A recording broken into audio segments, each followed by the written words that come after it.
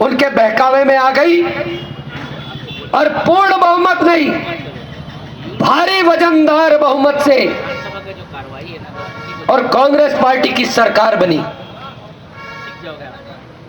लेकिन जो 1-1.5 महीने का कालखंड है, जिसमें नेता अपने क्षेत्र में जाके स्वागत करते, अभिनंदन कराते, 26 जनवरी के तिरंगा झंडा फहराना, ये सब कार्यक्रम का जब सिलसिला चला और उसके बाद जब काम का दौर आया, यही छत्तीसगढ़ की जनता ये बात जोटने लगी कि हमारे पास कब वो नेता आएंगे। लेकिन जब विवश हो गई तो मंत्रियों के बंगले में, विश्राम गृह में, मुख्यमंत्री निवास पर, मंत्रियों के निवास पर चक्कर लगाने लगी। तो यही मंत्री, यही विधायक, यही कांग्रेस पार्टी के लोग, उनका नारा बदल गया। जो चुनाव के पहले घूम घूम कर पूछते थे कि हाउ आर यू, उन्होंने अपना नारा बदल दिया। वो कहने लगे हु आर यू, आप कौन हैं। 1.5-2 माह के अंदर ही ऐसा बड़ा परिवर्तन।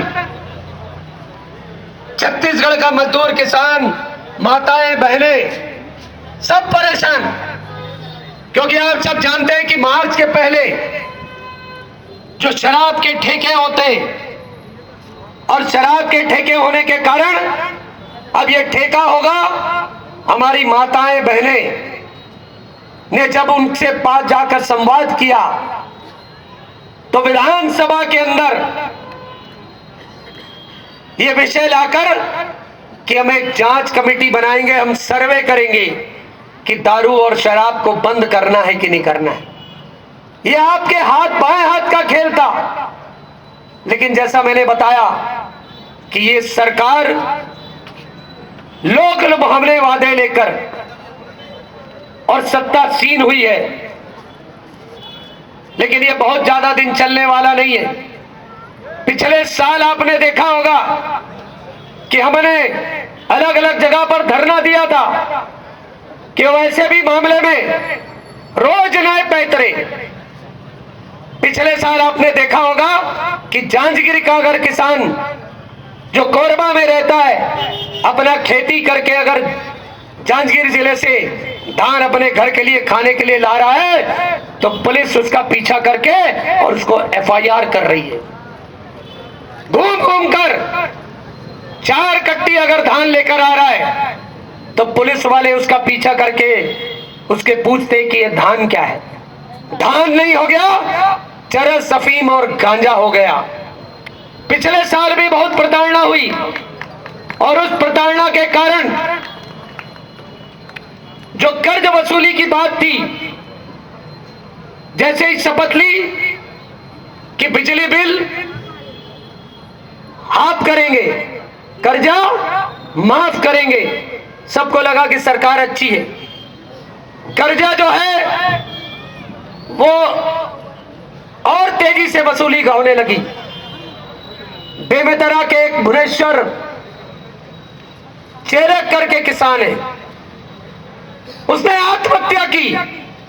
उसकी आत्महत्या के पीछे एक प्रमुख कारण यह था कि बैंक वाले जाकर उसको, और कर्जा जो 61,000 रुपए उसके ऊपर कर्जा था, उसको कर्जा के लिए अनेक प्रताड़नाएं करने लगे। और बाद में क्या हुआ, उसने आत्महत्या कर ली। समिति बैठी और समिति इतनी निर्दलता के साथ वो अपनी रिपोर्ट देती है कि उसने, जो किसान ने आत्महत्या और कर्जा वसूली के लिए नहीं की, उसका कहीं प्रेम प्रसंग चल रहा था, इसलिए उसने आत्महत्या की। इतनी शर्मनाक बात कांग्रेस ने एक किसान के, मृतक के साथ, उसके परिवार के साथ की। अनेक ऐसे मुद्दे, आज हम किसान के मुद्दे पर चर्चा कर रहे। बिजली हाथ के मामले को लेकर रामनंदगांव के ग्रामीण इलाके के मांगे राम अग्रवाल, जिसने सोशल मीडिया पर बिजली को लेकर एक व्यंग लिखा कि आपने तो कहा था बिजली हाफ हो जाएगी, यहां तो बिजली आती नहीं। और बंधुओं, सोशल मीडिया में एक छोटा सा प्रसंग उसने लिखा और उसका नतीजा क्या हुआ कि सामने पुलिस वाले खड़े, उसके ऊपर कांग्रेस की सरकार ने धारा 124A जो राजद्रोह का मामला है उसके ऊपर राजद्रोह लगाया। मतलब इस सरकार ने जो अभिव्यक्ति की आजादी है, राइट टू फ्रीडम, कि अपनी बात कहने का, और वो अधिकार भी छीन लिया। बाद में हाई कोर्ट के हस्तक्षेप से वो केस जो है वो वापस हुआ। ये कांग्रेस की छत्तीसगढ़ की सरकार है। बंधुओं, अनेक ऐसे प्रकरण हैं। आज जो धान जो पिछले 15 साल से डॉक्टर रमन सिंह की भारतीय जनता पार्टी की सरकार एक एक दाना 1 नवंबर से जो उन्होंने खरीदने का संकल्प लिया था, और पूरे 15 साल तक वो किसान का एक एक दाना 1 नवंबर से प्रारंभ हो जाता था। लेकिन बंधुओं, इस सरकार ने कैसे धान की खरीदी कम कर सके, कैसे किसान परेशान हो जाए, उसको लेकर 1 नवंबर से नहीं और 1 नवंबर के बाद सीधा 1 दिसंबर को और धान खरीदी प्रारंभ होगी। 1 महीने तक किसान अगर अपनी करपा को खेत में नहीं रख सकता, धान को ले जाएगा कहां? गोठान के अंदर रखने की जगह नहीं, कोठार में रखने की जगह नहीं। धान जो है, एक कांग्रेस पार्टी जानती थी कि हम ऐसा करेंगे तो किसान परेशान होगा।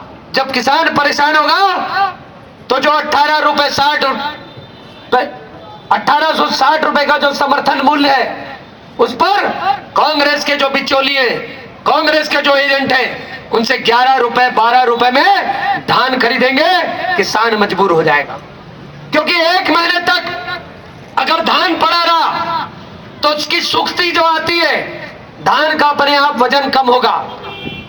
और फिर उसको लगा कि जब भी पिछला पैसा नहीं मिला है, अभी 1 किस्त बाकी है, तो आने वाले समय में हमको धान का पैसा कब मिलेगा, बोनस की तो बात ही छोड़ दो।